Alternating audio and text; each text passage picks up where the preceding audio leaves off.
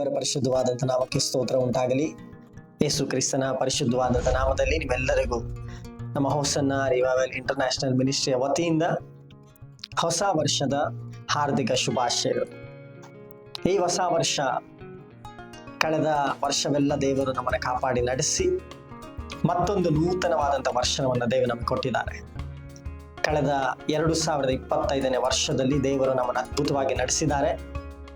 ಮತ್ತೆ ನಮ್ಮನ್ನ ದೇವರು 2026ರಲ್ಲಿ ಪ್ರವೇಶ ಮಾಡಲಿಕ್ಕೆ ದೇವರು ನಮಗೆ ಸಹಾಯ ಮಾಡಿದ್ದಾರೆ. ಈ 2026 ನಿಮ್ಮ ಜೀವಿತದಲ್ಲಿ ಒಂದು ಆಶೀರ್ವಾದಕರವಾದಂಥ ವರ್ಷವಾಗಿರ್ಬೇಕಂತಂದ್ರೆ ಏನ್ ಮಾಡಬೇಕು ಅನ್ನುವಂಥ ಒಂದೇ ಒಂದು ಚಿಕ್ಕ ವಿಚಾರವನ್ನ ಹೇಳಿ ನಾನು ನಿಮ್ಮನ್ನ ಉತ್ತೇಜನ ಪಡಿಸ್ಲಿಕ್ಕೆ ಇಷ್ಟಪಡ್ತೇನೆ. ಈ ಸಂದರ್ಭದಲ್ಲಿ ನಿಮ್ಗೊಂದು ವಚನವನ್ನ ನಾನು ಹೇಳಲಿಕ್ಕೆ ಇಷ್ಟಪಡ್ತೇನೆ. ಯೆಶಾಯನು ಬರೆದಂತ ಪ್ರವಾದನ ಗ್ರಂಥ 43ನೇ ಅಧ್ಯಾಯ 18ನೇ ವಚನ ಏನ್ ಹೇಳುತ್ತೆ ಅಂತಂದ್ರೆ, ಆ ಯೆಹೋವನು ಹೀಗೆನ್ನುತ್ತಾನೆ, ಹಳೆ ಸಂಗತಿಗಳನ್ನು ಜ್ಞಾಪಕಕ್ಕೆ ತಂದುಕೊಳ್ಳಬೇಡಿರಿ, ಪುರಾತನ ಕಾರ್ಯಗಳನ್ನು ಮರೆತು ಬಿಡಿರಿ. 19ನೇ ವಚನ, ಈಗೋ ಹೊಸ ಕಾರ್ಯವನ್ನು ಮಾಡುವೆನು, ಈಗ ತಲೆದೋರುತ್ತಲಿದೆ, ನಿಮಗೆ ಕಾಣುವುದಿಲ್ಲವೋ? ನಾನು ಅರಣ್ಯದಲ್ಲಿ ಮಾರ್ಗವನ್ನು ಏರ್ಪಡಿಸಿ ಅಡವಿಯಲ್ಲಿ ನದಿಗಳನ್ನು ಹರಿಸುವೆನು. ಹಾಗಾದ್ರೆ ದೇವರು ನಮ್ಗೆ ಏನ್ ಹೇಳ್ತಾ ಇದ್ದಾರೆ ಅಂತಂದ್ರೆ, 2026ನೇ ವರ್ಷದಲ್ಲಿ ನಾನು ನಿಮ್ಮ ಜೀವಿತದಲ್ಲಿ, ನಿಮ್ಮ ಕುಟುಂಬದ ಜೀವಿತದಲ್ಲಿ, ನಿಮ್ಮ ಕೆಲಸ ಕಾರ್ಯದ ಜೀವಿತದಲ್ಲಿ, ನಿಮ್ಮ ಬಿಸಿನೆಸ್ ಅಲ್ಲಿ, ವ್ಯವಸಾಯಗಳಲ್ಲಿ, ನಿಮ್ಮ ಓಡಾಟಗಳಲ್ಲಿ, ನೀವು ಕೈ ಹಾಕುವಂತ ಪ್ರತಿ ಕಾರ್ಯಗಳಲ್ಲಿ ನಾನು ಹೊಸ ಕಾರ್ಯಗಳನ್ನ ಮಾಡುವಂತವನಾಗಿದ್ದೇನೆ ಎಂಬುದಾಗಿ ದೇವರು ಹೇಳ್ತಾ ಇದ್ದಾರೆ. ಹಾಗಾದ್ರೆ ಹೊಸ ಕಾರ್ಯಗಳನ್ನ 2026ನೇ ವರ್ಷದಲ್ಲಿ ದೇವರು ನಮಗೋಸ್ಕರ ಮಾಡ್ಬೇಕಂತಂದ್ರೆ ನಾವು 2025ನೇ ವರ್ಷದಲ್ಲಿ ನಮ್ಮ ಜೀವಿತದಲ್ಲಿ ನಡೆದಂತಹ ಎಲ್ಲಾ ಕಹಿ ಘಟನೆಗಳನ್ನ ನಾವು ಮರೆಯುವಂತವರಾಗಿರ್ಬೇಕು. ದೇವರೇನ್ ಹೇಳ್ತಾ ಇದ್ದಾರೆ ಗಮನಿಸ್ರಿ.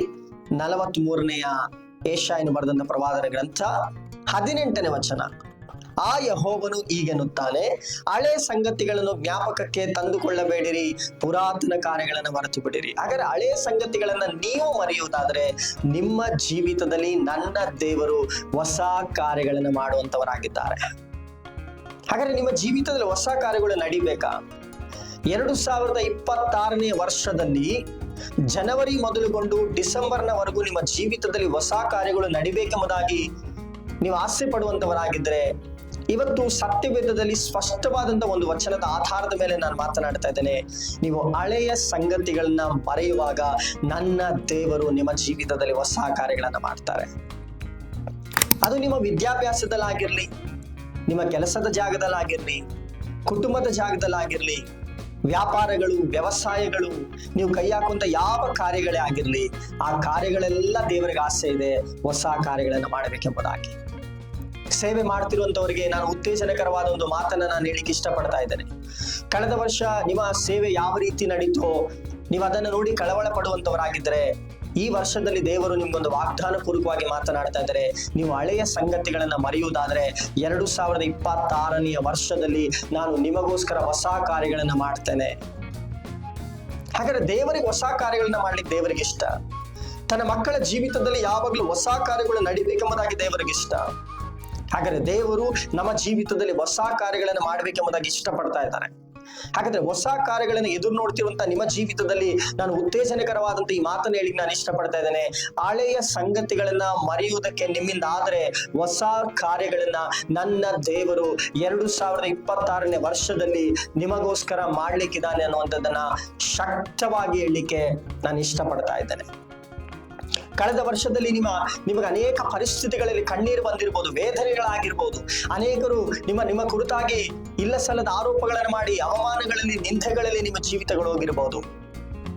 ನಿಮ್ಮ ಕೈಯಲ್ಲಿ ಹಳೆಯ ಸಂಗತಿಗಳನ್ನು ಮರೀಲಿಕ್ಕೆ ಸಾಧ್ಯವಾಗೋದಾದ್ರೆ ನನ್ನ ದೇವರು ಹೊಸ ಕಾರ್ಯಗಳನ್ನು ನಿಮಗೋಸ್ಕರ ಮಾಡ್ಲಿಕ್ಕಿದ್ದಾರೆ. ಕಳೆದ ವರ್ಷದಲ್ಲೆಲ್ಲ ನಿಮ್ಮ ಬಿಸಿನೆಸ್ ಕೈ ಹಾಕದಂತ ಪ್ರತಿ ಕಾರ್ಯಗಳು ಅದು ನಷ್ಟವಾಗಿರ್ಬೋದು. ಹಳೆಯ ಸಂಗತಿಗಳನ್ನು ಮರ್ತೋದ್ರೆ ನನ್ನ ದೇವರು ಹೊಸ ಕಾರ್ಯಗಳನ್ನು ಮಾಡ್ಲಿಕ್ಕಿದ್ದಾರೆ. ನಿಮ್ಮ ಸೇವಾ ಜೀವಿತದಲ್ಲಿ ಅನೇಕ ಹೋರಾಟಗಳು, ಪ್ರಯಾಸಗಳಲ್ಲಿ ನೀವು ಹಾದು ಹೋಗಿರ್ಬೋದು. ನಿಮಗೆ ಧೈರ್ಯದ ಮಾತನ್ನು ಹೇಳ್ತಾ ಇದ್ದಾರೆ. 2026ರಲ್ಲಿ ನಿಮ್ಮ ಸೇವೆಯ ಜೀವಿತದಲ್ಲಿ ದೇವರು ದೊಡ್ಡ ದೊಡ್ಡ ಕಾರ್ಯಗಳನ್ನ, ಹೊಸ ಕಾರ್ಯಗಳನ್ನ ಮಾಡ್ಲಿಕ್ಕಿದ್ದಾರೆ. ನಿಮ್ಮ ಮಕ್ಕಳ ವಿದ್ಯಾಭ್ಯಾಸದಲ್ಲಿ, ನಿಮ್ಮ ಹಣಕಾಸಿನಲ್ಲಿ, ಆರೋಗ್ಯದ ವಿಚಾರದಲ್ಲಿ ದೇವರು ಹೊಸ ಕಾರ್ಯಗಳನ್ನು ಮಾಡ್ಲಿಕ್ಕಿದ್ದಾರೆ. ಕಳೆದ ವರ್ಷವೆಲ್ಲ ಹೋರಾಟಗಳು, ಪ್ರಯಾಸಗಳು, ರೋಗದಲ್ಲಿ ಬಿದ್ದಿದ್ದಂತ ಅವಸ್ಥೆಗಳು, ಸಾಲಗಳು, ಹಿಂಸೆಗಳು, ಅವಮಾನಗಳು, ನಿಂದೆಗಳಲ್ಲಿ ನಿಮ್ಮ ಜೀವಿತ ಹಾದು ಹೋಗಿರಬಹುದು. ಈ ಎಲ್ಲಾ ಇಕ್ಕಟ್ಟು ಬಿಕ್ಕಟ್ಟು ಪರಿಸ್ಥಿತಿಗಳಲ್ಲಿ 2026ರಲ್ಲಿ ದೇವರು ಧೈರ್ಯವಾಗಿ ಆಶ್ವಾಸನ ಪೂರ್ವಕವಾಗಿ ನಮಗೆ ಕೊಡ್ತಿರುವಂತ ವಾಗ್ದಾನ ಏನಂತಂದ್ರೆ, ನೀನು ಹಳೆಯ ಸಂಗತಿಗಳನ್ನ ಮರೆಯುವುದಕ್ಕೆ ಇಷ್ಟಪಡುವುದಾದ್ರೆ ನಿನ್ನ ಜೀವಿತದಲ್ಲಿ 2026ನೇ ವರ್ಷದಲ್ಲಿ ನಾನು ನಿನಗೋಸ್ಕರ ಹೊಸ ಕಾರ್ಯಗಳನ್ನು ಮಾಡ್ಲಿಕ್ಕಿದ್ದೇನೆ. ನಿನಗೋಸ್ಕರ ನಾನು ದಾರಿಗಳನ್ನು ಸಿದ್ಧಪಡಿಸ್ಲಿಕ್ಕಿದ್ದೇನೆ. ನಿನಗೋಸ್ಕರ ಅನೇಕ ಬಾಗಿಲುಗಳನ್ನ ನಾನು ತೆರೀಲಿಕ್ಕಿದ್ದೇನೆ. ಹಳೆಯ ಸಂಗತಿಗಳನ್ನ ಮರೆಯುವಂತ ಮನಸ್ಸು ನಿಮಗಿದೆಯಾ? ಹಳೆಯ ಸಂಗತಿಗಳನ್ನ ಮರಿಲಿಕ್ಕೆ ನಿಮ್ಮ ಕೈಯಲ್ಲಿ ಆಗ್ಲಿಕ್ಕೆ ಸಾಧ್ಯತೆ ಇದೆಯಾ? ನಿಂದೆಗಳು ಮರಿಲಿಕ್ಕಾಗತ್ತಾ? ಅವಮಾನಗಳು ಮರಿಲಿಕ್ಕಾಗತ್ತಾ? ಹಿಂಸೆ ಪಡಿಸಿದನ್ನ ಮರಿಲಿಕ್ಕಾಗತ್ತಾ? ಜನರು ನಿಮ್ಮನ್ನ ಚುಚ್ಚಿ ಮಾತಾಡಿದನ್ನ ಮರಿಲಿಕ್ಕಾಗತ್ತಾ? ಬಿಸ್ನೆಸ್ ಅಲ್ಲಿ ಉಂಟಾದಂತ ನಷ್ಟವನ್ನ ಮರಿಲಿಕ್ಕಾಗತ್ತಾ? ರೋಗ ಬಂಧನದ ಅವಸ್ಥೆಗಳನ್ನ ಮರಿಲಿಕ್ಕಾಗತ್ತಾ? ಪ್ರಯಾಸಗಳು, ಮನಭಾರಗಳು, ನಷ್ಟಗಳನ್ನ ಮರೀಲಿಕ್ಕೆ ನಿಮ್ಮ ಕೈಲಿ ಸಾಧ್ಯವಾಗೋದಾದ್ರೆ ಇವತ್ತು ಧೈರ್ಯವಾಗಿ ನಿಮ್ಮ ಸಂಗಡ ನಾನು ಹೇಳ್ತಾ ಇದ್ದೇನೆ, ನನ್ನ ದೇವರು ನಿಮ್ಮ ಜೀವಿತದಲ್ಲಿ ಹೊಸ ಕಾರ್ಯಗಳನ್ನ ಮಾಡ್ತಾರೆ. ಹಾಗಾದ್ರೆ 2026ನೇ ವರ್ಷದಲ್ಲಿ ಪ್ರವೇಶ ಮಾಡ್ತಿರುವಂತ ದೇವ ಜನರೇ, 2025ರಲ್ಲಿ ಉಂಟಾದಂತ ನಷ್ಟಗಳನ್ನ ಮಾತಾಡಿಕೊಂಡು 2020ರಲ್ಲಿ ಪ್ರವೇಶ ಮಾಡಬೇಡಿ. ಅವಮಾನಗಳು, ನಿಂದೆಗಳು, ಪ್ರಯಾಸಗಳನ್ನ ನೆನೆಸ್ಕೊಂಡು 2025ರಲ್ಲಿ ನಡೆದಂತ ಕಾರ್ಯಗಳನ್ನ ನೆನೆಸ್ಕೊಂಡು 26ಕ್ಕೆ ಪ್ರವೇಶ ಮಾಡಬೇಡಿ. ಹೇಳಿ, 2025ರಲ್ಲಿ ನನಗೆ ಅವಮಾನಗಳಾಯ್ತು, ನಿಂದೆಗಳಾಯ್ತು, ನಷ್ಟಗಳು ಸಂಭವಿಸಿತು, ರೋಗ ಅವಸ್ಥೆಯಲ್ಲಿ ದಾಟ್ಕೊಂಡು ಹೋದೆ, ನನ್ನ ಕೈಯಾಗ್ತಂದ ಯಾವ ಕಾರ್ಯಗಳ ಅನುಕೂಲ ಆಗ್ಲಿಲ್ಲ, ಆದರೂ ನನ್ನ ದೇವರು ನನ್ನನ್ನು ಕೈ ಬಿಡೋದಿಲ್ಲ. 2026ನೇ ವರ್ಷದಲ್ಲಿ ನಾನು ಎಲ್ಲ ಹಳೆಯ ಸಂಗತಿಗಳನ್ನ ಮರೀತೇನೆ. ಕಾರಣ ನನ್ನ ದೇವರು ನನ್ನ ಜೀವಿತದಲ್ಲಿ ಹೊಸ ಕಾರ್ಯಗಳನ್ನ ಮಾಡ್ತಾರೆ. ನನ್ನ ಕೆಲಸದ ಕಾರ್ಯಗಳಲ್ಲಿ ದೇವರು ಹೊಸ ಕಾರ್ಯಗಳನ್ನ ಮಾಡ್ತಾರೆ. ನನ್ನ ಬಿಸ್ನೆಸ್ ಅಲ್ಲಿ ದೇವರು ಹೊಸ ಕಾರ್ಯಗಳನ್ನ ಮಾಡ್ತಾರೆ. ನನ್ನ ಕುಟುಂಬದಲ್ಲಿ ಹೊಸ ಕಾರ್ಯಗಳನ್ನ ಮಾಡ್ತಾರೆ. ನನ್ನ ಒಂದು ವಿದ್ಯಾಭ್ಯಾಸದ ವಿಚಾರದಲ್ಲಿ ದೊಡ್ಡ ಕಾರ್ಯಗಳನ್ನ ಮಾಡ್ತಾರೆ, ಹೊಸ ಕಾರ್ಯಗಳನ್ನ ಮಾಡ್ತಾರೆ. ನನ್ನ ಆರೋಗ್ಯದ ವಿಚಾರದಲ್ಲೂ ದೇವರು ಹೊಸ ಕಾರ್ಯಗಳನ್ನ ಮಾಡ್ತಾರೆ ಅಂತ ನಂಬುವುದಕ್ಕೆ ನಿಮಗೆ ಸಾಧ್ಯವಾಗೋದಾದ್ರೆ ಇವತ್ತು ನಿಮ್ಮನ್ನ ನೋಡಿ ನಾನು ಹೇಳ್ತಾ ಇದ್ದೇನೆ, ನನ್ನ ದೇವರು ಹೊಸ ಕಾರ್ಯಗಳನ್ನ ಮಾಡ್ಲಿಕ್ಕಿದ್ದಾರೆ. ಈ 2026 ನೀವು ಹಳೆಯ ಸಂಗತಿಗಳನ್ನ ಮಾತಾಡ್ಕೊಂಡು ಪ್ರವೇಶ ಮಾಡಬೇಡಿ. ಯಾಕೆಂತಂದ್ರೆ ನೀವು ಹಳೆಯ ಸಂಗತಿಗಳನ್ನೇ ಮಾತನಾಡ್ಕೊಂಡು 2026ರಲ್ಲಿ ಪ್ರವೇಶ ಮಾಡ್ತಿದ್ರೆ 2026ರಲ್ಲಿ ಸಹ ಹಳೆಯ ಸಂಗತಿಗಳೇ ರಿಪೀಟ್ ಆಗುತ್ತೆ. ಅದೇ ಮರಳಿ ನಿಮ್ಮ ಜೀವಿತವನ್ನ ಕಾಡುತ್ತೆ. ಹಾಗಾದ್ರೆ ಇವತ್ತು ನನ್ನ ಮಾತನ್ನ ಕೇಳ್ತಿರುವಂತ ದೇವಜನರೇ, ಹೊಸ ಕಾರ್ಯಗಳನ್ನು ಮಾಡ್ಲಿಕ್ಕೆ ದೇವರಿಗೆ ಇಷ್ಟ.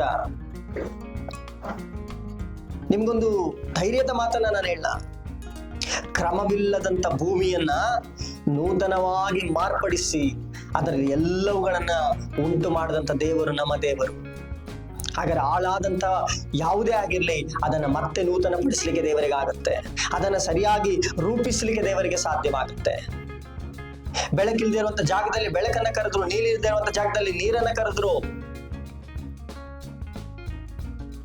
ಸಸ್ಯಗಳು, ಮರಗಳು, ಹಣ್ಣು ಹಂಪಲುಗಳು ಇಲ್ದೇ ಇರುವಂತ ಜಾಗದಲ್ಲಿ ಅವೆಲ್ಲವುಗಳನ್ನ ಕರೆದ್ರು, ಆಕಾಶ ಪಕ್ಷಿಗಳು ಇಲ್ಲಿರುವಂತ ಜಾಗದಲ್ಲಿ ಪಕ್ಷಿಗಳನ್ನ ಕರೆದ್ರು, ಕಾಡು ಮೃಗಗಳಿದ್ದಿರುವಂತ ಜಾಗದಲ್ಲಿ ಕಾಡು ಮೃಗಗಳನ್ನ ದೇವರು ಕರೆದ್ರು. ಹಾಗಾದ್ರೆ ದೇವರಿಗೆ ಹೊಸದು ಮಾಡ್ಲಿಕ್ಕೆ ಬರುತ್ತೆ, ದೇವರಿಗೆ ಸೃಷ್ಟಿಸ್ಲಿಕ್ಕೆ ಬರುತ್ತೆ, ಹೊಸ ಕಾರ್ಯಗಳನ್ನು ಮಾಡ್ಲಿಕ್ಕೆ ಬರುತ್ತೆ. ಈ 2026ರಲ್ಲಿ ನಾನು ಶಕ್ತವಾಗಿ ಹೇಳ್ತಾ ಇದ್ದೇನೆ, ನಿಮ್ಮೆಲ್ಲರ ಜೀವಿತದಲ್ಲಿ ದೇವರು ಹೊಸ ಕಾರ್ಯಗಳನ್ನು ಮಾಡ್ಲಿಕ್ಕಿದ್ದಾರೆ. ಯಾವಾಗ ಹೊಸ ಕಾರ್ಯಗಳಾಗುತ್ತೆ ಬ್ರದರ್? ನೀವು 2025ರಲ್ಲಿ ನಡೆದಂತ ಎಲ್ಲ ಕಹಿ ಘಟನೆಗಳನ್ನ ಮರೆಯುವಾಗ, ಸೋಲುಗಳನ್ನ ಮರೀಲಿಕ್ಕಾಗತ್ತಾ? ಅವಮಾನಗಳನ್ನ ಮರೀಲಿಕ್ಕಾಗತ್ತಾ? ನಿಂದೆಗಳನ್ನ ಮರೀಲಿಕ್ಕಾಗತ್ತಾ? ನಷ್ಟಗಳನ್ನ ಮರೀಲಿಕ್ಕಾಗತ್ತಾ? ಹೋರಾಟಗಳು, ಪ್ರಯಾಸಗಳು, ನಿಂದೆಗಳು, ಮನಭಾರಗಳನ್ನ ಮರೀಲಿಕ್ಕೆ ನಿಮಗೆ ಸಾಧ್ಯವಾಗುತ್ತಾ? ಹೊಸ ಕಾರ್ಯಗಳನ್ನ ಮಾಡ್ಲಿಕ್ಕೆ ನನ್ನ ದೇವರಿಗೆ ಸಾಧ್ಯ. ನನ್ನ ದೇವರು ಹೊಸ ಕಾರ್ಯಗಳನ್ನ ಮಾಡುವಂತವ. ನನ್ನ ದೇವರಿಗೆ ಏನಿಷ್ಟ ಗೊತ್ತಾ? ತನ್ನ ಮಕ್ಕಳಿಗೋಸ್ಕರ ಹೊಸ ಕಾರ್ಯಗಳನ್ನ ಮಾಡ್ಬೇಕಂತ ದೇವರಿಗೆ ಇಷ್ಟ.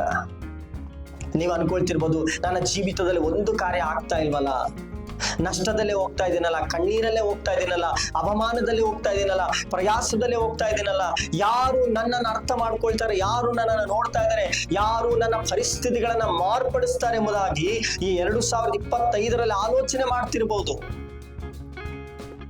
ನಾನು ಹೇಳ್ತಾ ಇದ್ದೇನೆ, ಈ 2025 ಕಳೆದು 2026ರಲ್ಲಿ ಪ್ರವೇಶ ಮಾಡ್ತಿರುವಂತ ನಿನ್ನ ಜೀವಿತದಲ್ಲಿ ದೇವರು ಶಕ್ತವಾದಂತ ಒಂದು ಪ್ರವಾದನೆಯ ಮಾತನ್ನ ಮಾತನಾಡ್ತಾ ಇದ್ದಾರೆ. ನಾನು ಈಗೋ ಹೊಸ ಕಾರ್ಯಗಳನ್ನ ಮಾಡ್ತೇನೆ,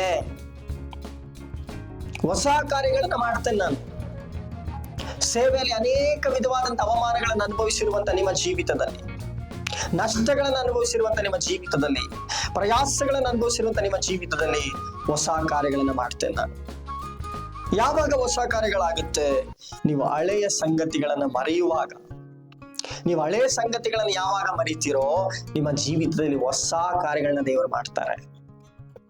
ಹಾಗಾದ್ರೆ 2026ರಲ್ಲಿ ಪ್ರವೇಶ ಮಾಡ್ತಿರುವಂತ ದೇವ ಜನರೇ, ದೇವರ ಮಕ್ಕಳೇ, ದೇವರನ್ನು ಆತುಕೊಂಡವರೇ, ಪ್ರಾರ್ಥನೆ ಮಾಡುವಂತವರೇ, ವಾಕ್ಯವನ್ನು ಓದುವಂತವರೇ, ದೇವರ ಮೇಲೆ ನಂಬಿಕೆ ಇಟ್ಟಂತವರೇ, ನಿಮಗೆ ಧೈರ್ಯವಾದಂತ ಮಾತನ್ನು ಹೇಳ್ತಾ ಇದ್ದೇನೆ.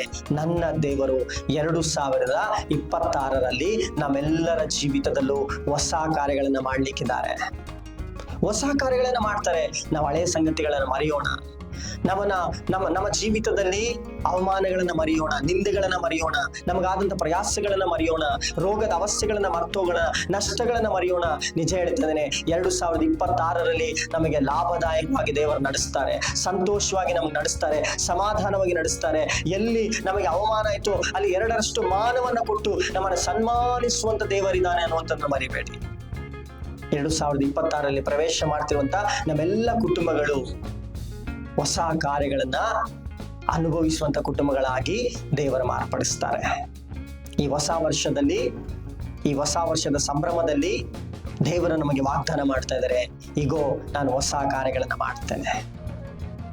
ಅದಕ್ಕೋಸ್ಕರ ಈ ಹೊಸ ಕಾರ್ಯಗಳು ನಮ್ಮೆಲ್ಲರ ಜೀವಿತದಲ್ಲಿ ನಡೆಯಲಿ. ಮತ್ತೊಂದು ಆವರ್ತಿ ನಮ್ಮ ಹೋಸನ್ನ ರಿವೈವಲ್ ಇಂಟರ್ನ್ಯಾಷನಲ್ ಮಿನಿಸ್ಟ್ರಿ ವತಿಯಿಂದ ನಿಮ್ಮೆಲ್ಲರಿಗೂ ಹೊಸ ವರ್ಷದ ಆರ್ಥಿಕ ಶುಭಾಶಯಗಳನ್ನು ತಿಳಿಸ್ತಾ ಇದ್ದೇನೆ.